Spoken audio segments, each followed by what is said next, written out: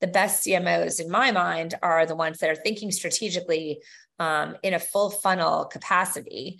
And I love this idea of brand being not defined as sort of like top of funnel, like a luxury that we can't, ever measure. And we hope it's working, but we don't really know, if it is or not. And instead, in this modern era, redefining brand as a conversation with your future customers.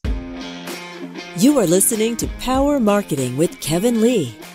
Kevin and his agency Did It have helped thousands of businesses win through superior marketing, as have his books, articles, speaking engagements, and the eMarketing Association Power Marketing podcasts. Here's Kevin. I'm super excited today to be chatting with Megan Cunningham, who was the founding CEO of Magnet Media Films. And we'll start off with sort of what the origin story was for Magnet Media Films. So what was the catalyst for you deciding, I got to do this? Yes. And thanks so much for having me on the show, Kevin. I think to answer your question, we started almost over 20 years ago, almost 25 years ago at this point. And so obviously the world was a different place. The internet was at a different stage. And at that moment, I had come directly prior to this from a fast growing tech startup where I was employee number 2, and we had grown really quickly. And prior to that, I worked in documentary filmmaking and independent film. And so Magnet was really a vision to combine my two loves of storytelling and technology. And we were fortunate enough to have Apple as our first client, who was obviously, not risk averse as so many brands are and were, and they were less so. And they just said, we understand where storytelling is headed. And they saw obviously a vision for where what the internet could do for them. And the rest is history. We started producing videos for them 5 years before YouTube. So it was innovative to have videos on a website at that point. And that was really our core offering. And since then, we've grown to become more of a strategic storyteller, which includes strategy, production, and distribution. Think, make, reach, all under one roof. That's great. And obviously, there are a lot of production companies and agencies and directors who talk about storytelling. And everyone says, oh, I'm a creative person. I can do storytelling. But so differentiate sort of run-of-the-mill storytelling from strategic storytelling, which is really where you guys are focused.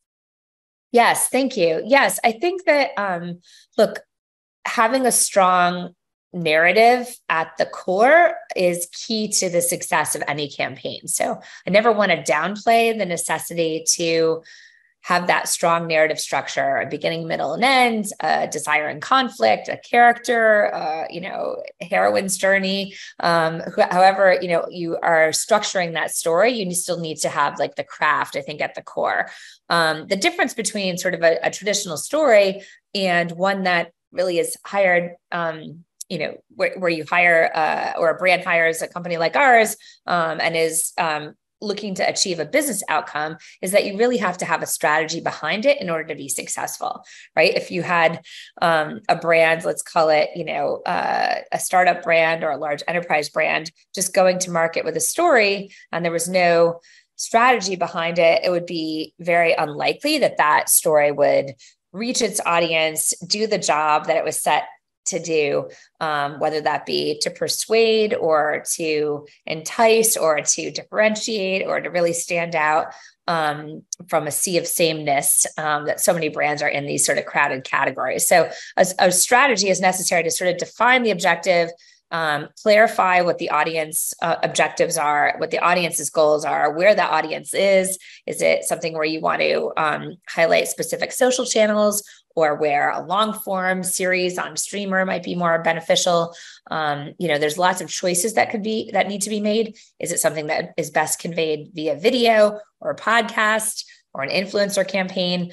So there's a lot of different decisions. And I think that a lot of times those decisions are frankly made quite randomly. And the difference between doing that just from like as a gut instinct versus at a strategic process is that you have data and ideally market data that is informing your storytelling choices and a clear objective and clear audience insights.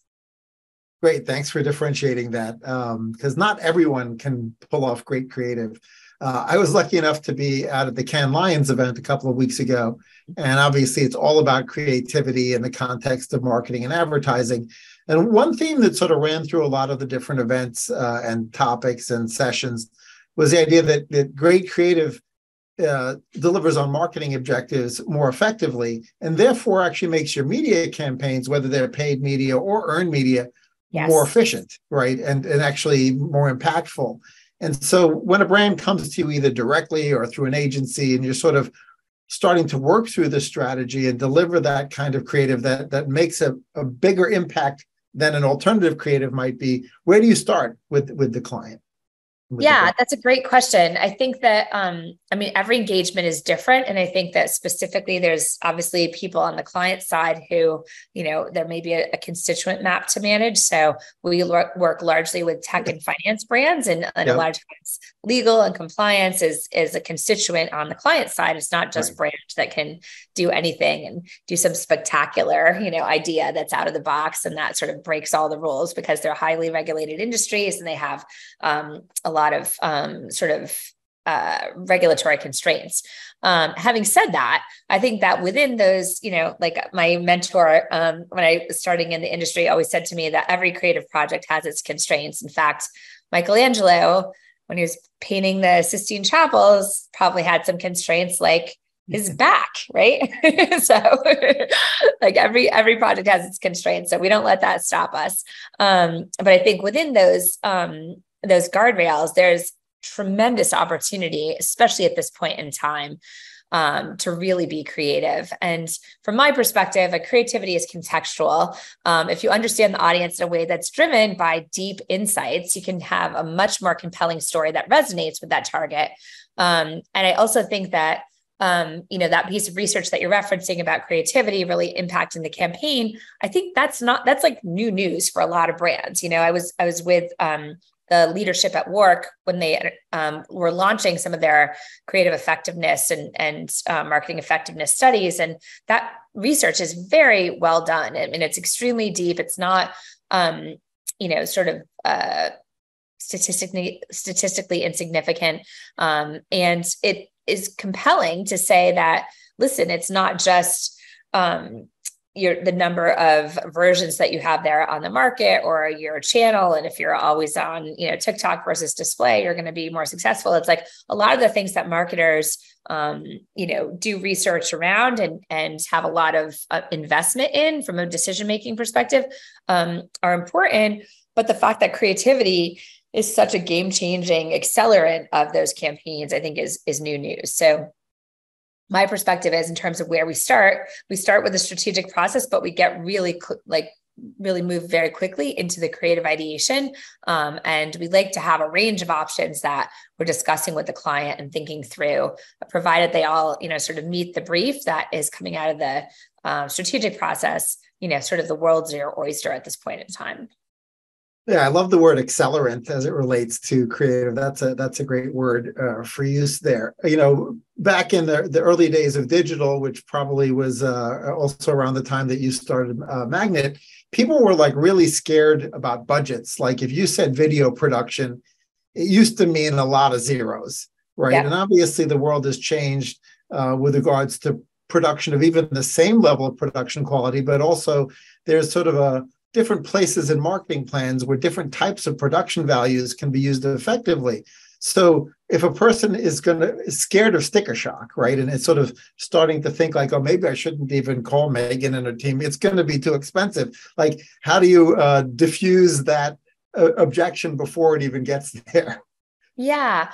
I mean, I think, look, there is a lot of fluidity and a lot of sort of flexibility, I would say, in terms of budgets and how you go about executing against a campaign. I think if I'm honest, I think the budget question is often a misunderstanding on the client side in terms of what how they're thinking about their budget. So for example, if a brand has, a certain amount annually, and they've sort of pre-allocated a certain amount to a spot, maybe even call it a Super Bowl spot. And then there's like, oh, these like crumbs left over for digital marketing.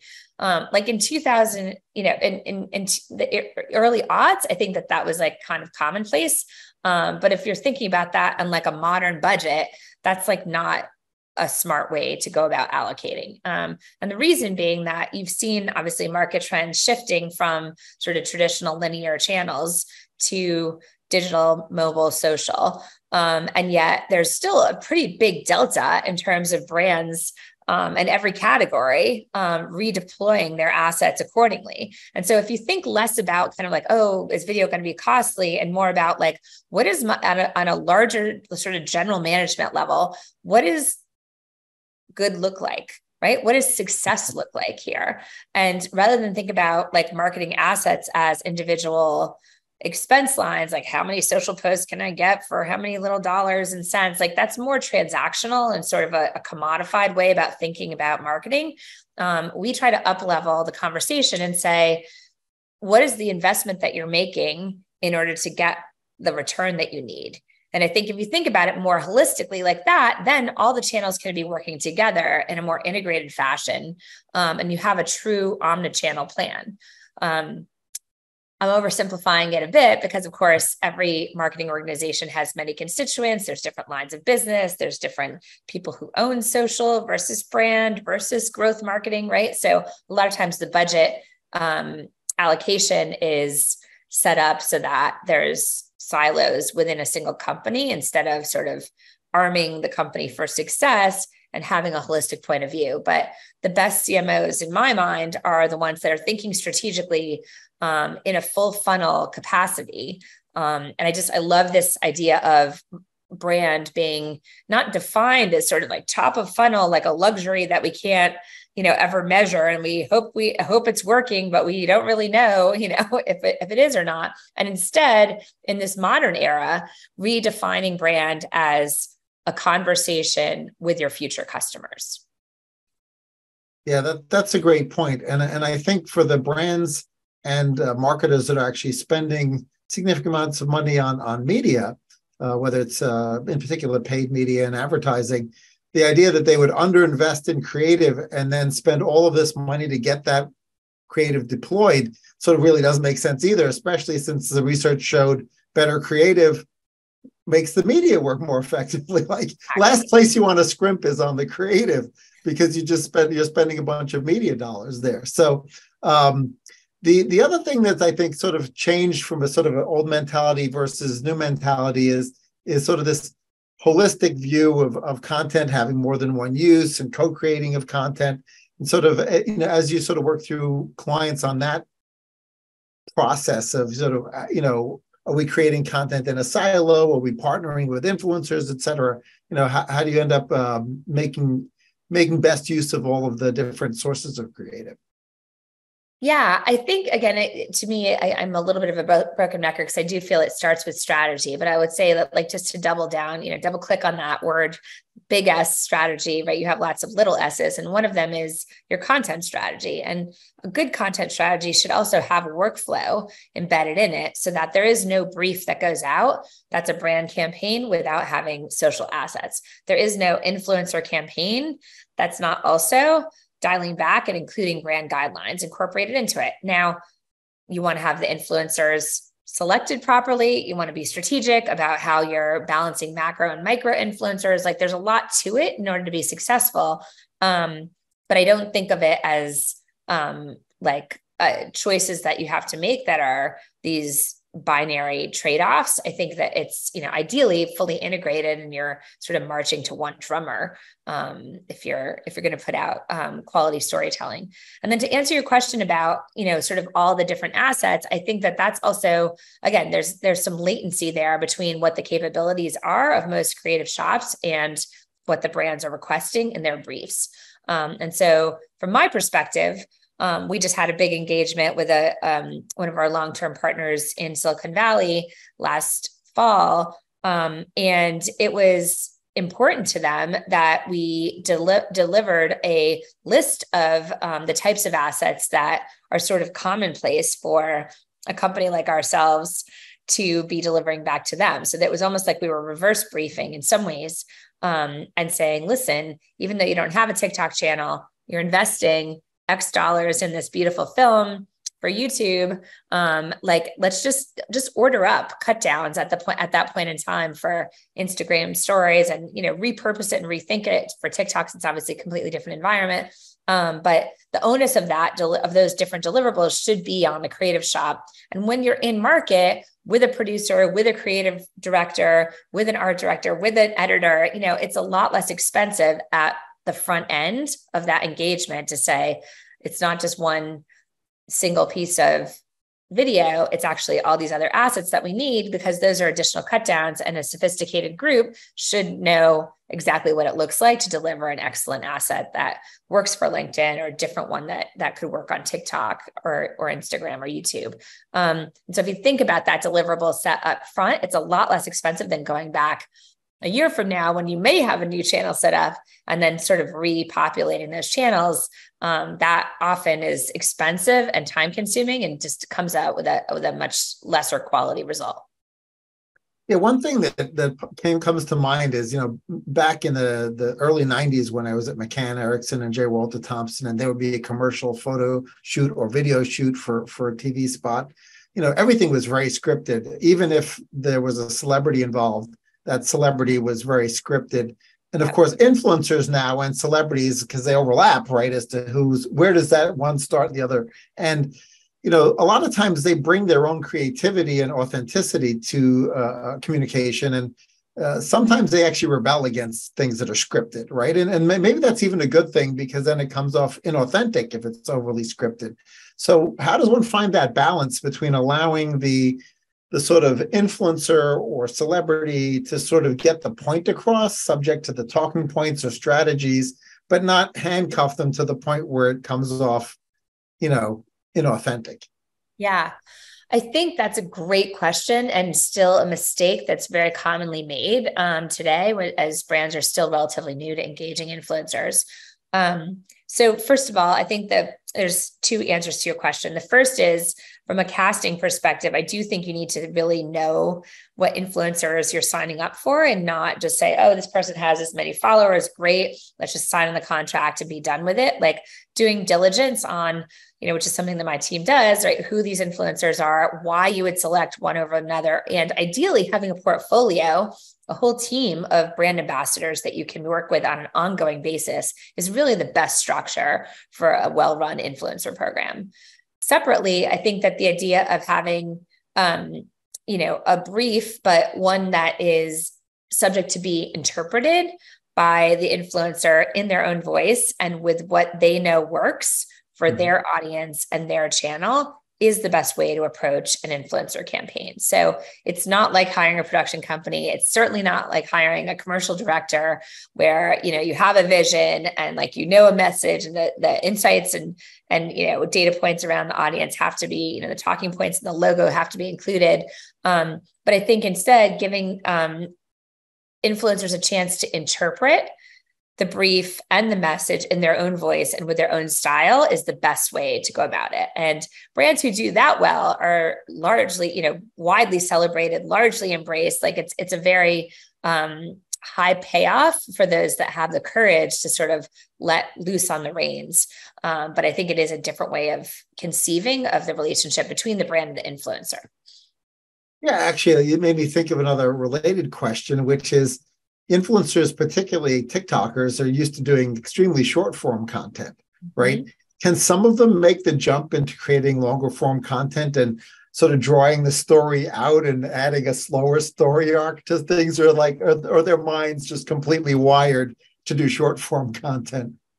Yeah, I think it's a range, just like with any other adaptation. Some authors can write a book that can convert to a screenplay, and others, it's just not within their capability and nor maybe even their desire, right? So I think that, you mentioned Cannes, so I was there as well. Very privileged environment to be in. And I had the great opportunity to sit front row at Issa Rae's presentation at the Can Diversity Collective speech. And she was in conversation with my friend, Adrienne Smith, and they were talking a lot about sort of the nuances of her career. Those who know Issa from Insecure and from her many shows that followed on HBO, now Max, might not know that her origins were on YouTube, and that she got started from a show that she created largely out of frustration because her story was not being represented. And, she had this concept of called Awkward Black Girl. And it was a comedy, and she just made it work independent film style, and brought to life these characters that sort of became the background for her eventual sort of higher budget series on HBO. It was a really powerful way for her to start to develop an audience and start to get sophisticated about what it meant to direct and write and star in a show. And that really launched her career. So I do think it's possible for certain creators to make that adaptation. She now runs her own incredible production company, and they're doing podcasting and all kinds of other things. But I think it was, obviously a long process to go from just one YouTube series, which she struggled to finance and struggled to make, to, her first series at HBO, which, she grew in increasing amounts of independence over time. And then now to having a whole, development team and ability to develop and produce shows for Hollywood. Yeah, it makes me think about, the old school Hollywood models and the old school music models versus the things that are more recent. It does seem like the platforms have enabled a sort of meritocracy, where like the cream rises to the top almost by itself, right? In comparison to like studios that would create the stars, or record labels that would create the band, like just by putting people together and sort of, it was sort of, you never really knew if the talent was created or if the talent was natural. And it seems like that story in particular highlights the fact that, the social media platforms seem to be somewhat of a meritocracy, and that the best rise to become successful, there's luck obviously involved, but there's clearly talent that really helps bring them to the top. Yeah, I don't love using the word meritocracy. Okay.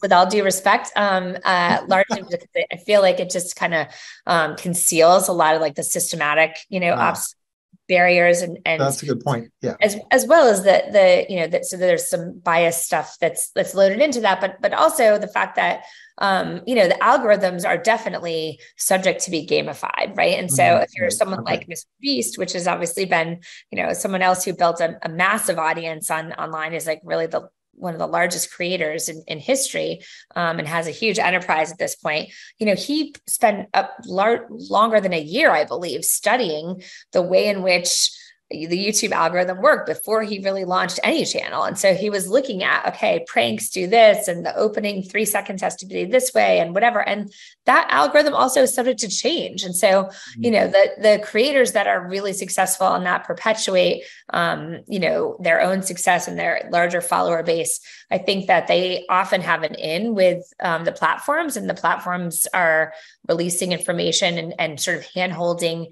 We're going to learn this, we're going to release this new feature, Kevin, get on it, like for your next generation of podcasts, like here's what you need to do in order to embrace the new feature, because they want their new features to be celebrated by the largest voices, and the creators that are on their platform are those voices. And so you have this sort of embedded advantage, even though it looks to the outside world as like, oh, Kevin's just naturally famous. It's a lot of work and a lot of sort of tight relationships behind the scenes. That's a great point. I guess it's more like the old school way than people like to think, right? So unfortunately, I think all systems have their finger on the scale to a certain extent. There are those that have advantages and those that are excluded. Having said that, I do think that there absolutely is. I don't think it's a total fantasy to say that, unlike a traditional development process where you had 3 networks, like when I was growing up, right? And it was like extremely limited. The number of, available, slots available for an independent voice to develop for a creative television show or a short film or something was extremely limited. And so just by nature of the scarcity of those opportunities, I think that they were certainly, without a doubt, more exclusive. These days, there is opportunity. I just wouldn't go so far to say it's like an open meritocracy. That's a great point.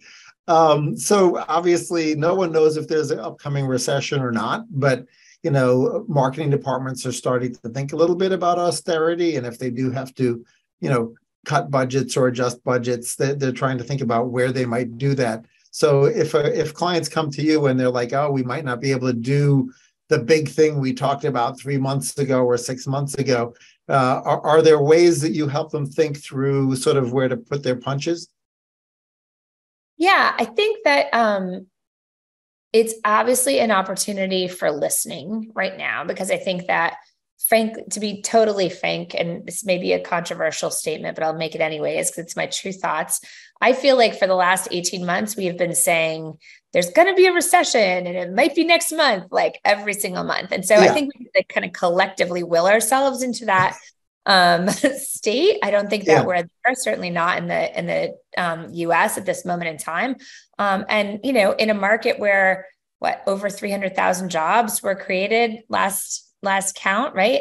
It's really an odd situation to have so many people talking about like economic headwinds, when in fact, like inflation is different than it was even 6 months ago, and the labor market is still extremely tight. And so I don't know. I think there's a lot of unique dynamics to this year, if that makes sense. And I don't know that it's rational to say that, oh, we have to tighten our budgets, we have to slow down. It's this moment of austerity. I think that's a bit of a exaggeration. And so, having said that, it's like I said, it's an opportunity for listening. And I think that depending on who it is that you're partnering with on the brand level, we certainly want to understand what barriers to progress are we facing, because we do think of storytelling as progress. And I don't think it's healthy for any business to just say, we're going to pull the plug on stuff, we're going to hit the brakes. To me, that's a big red flag for that business in general, because it really is an invitation for your competition to speed way ahead of you. So provided that you're in a space that you don't own alone, that you're not monopoly, it's probably wise to think through, how to proceed in a strategic fashion where you have thoughtful ways of going to market, but not necessarily slowing spending, if that makes sense. Yeah, absolutely. And I agree with you that to some extent, recessions are caused by the media because they keep talking about recessions. And of course, it makes people scared. It lowers consumer confidence, which then it changes discretionary spending and creates a recession. So, we can blame the press, I guess, if it happens. So what has you excited about the next year? I think there's a lot of really unique opportunities on the horizon right now. I think two of them that come to mind are immersive experiences. I think that whether you are in a in-person environment, which there's a rush for sort of post-quarantine for so many to come together, and sort of more events and higher attendance rates and more expensive concert tickets and all the things that are sort of evidence of people sort of coming out of the woodwork to gather in different sizes and in different capacities. So doing more in those experiential sort of environments and thinking through what is the story you want to leave people with, what is the story you want them to experience while they're there. That to me is really critical for brands to consider. And immersive experiences is a big category, but I think that they do provide a tremendous opportunity for brands to be innovative and to stand out from the pack. And whether you're using a technology or environment, a live experience center like Cosm, who we partnered with at Sundance this past year to do an incredible event, or you're doing something that's more, again, in sort of alpha/beta of like an Oculus headset or an Apple, Vision Pro Vision. I think that really creates a whole new landscape to be thinking about how do we come together, how do we gather, and what do we do when we connect with our customers in community. The second thing I think is, obviously it's generative AI, right? This is like not a new idea. It's something that we started talking about actually early last fall at our summit that we do every year called the State of the Story Summit. And, while there are major concerns out there around responsibility, around inclusivity, around shifting landscape of jobs in certain categories, I do think there is tremendous possibility for innovation. And I don't think, to be totally honest, not to rain on the can parade, because it was a great event, but I don't think we've seen anything that even begins to scratch the surface of what's possible there. It was largely underwhelming in terms of what was demonstrated from an innovation perspective. And I think that it's great that these technology companies are going forward so aggressively with making these tools available. And yet, like, the world does not start and end with a chat bot. There's just so many new possibilities for considering how we connect with our customers through influencers that we might have even imagined a new character that's representing our brand, and our brand ambassador may be AI. And or thinking about personalized content, thinking about, to your earlier point around creativity, you can test market so many different variations and do so in a really methodical way that's not going to break the bank by virtue of having, designers, real humans generate new options that sort of fit your brand mandate, but may have a broader spectrum than you could have done prior to having these tools available. So I think it's an enormous possibility that the generative AI tools really inject a whole new level of complexity, creativity, and frankly, fun into our industry. But I don't think we've started to see the impact of any of that yet. Yeah, absolutely. I mean, once you go down the Mid-Journey rabbit hole, you could be in there for hours, just creating stuff you're never going to use, but just seeing what would happen. I think they have a follow-up question, though, with the experiential event side of things. Obviously, when it's consumers of a product who are going through an experiential event, and they're delighted as a result, right? Mm-hmm. The brand would love for that to turn into social media, right? Mm-hmm. So what's the sort of polite way to catalyze that delight, and sort of without making it seem overt, right? Like, don't forget to take a selfie, so how does one create that where it comes off authentic and does in fact result in shareable content that's properly hashtagged it potentially, or there's a background, for a selfie or whatever? Yeah, I think if you've seen Pinterest's beach at Cannes, I think that's a really good example of sort of social media and IRL done well.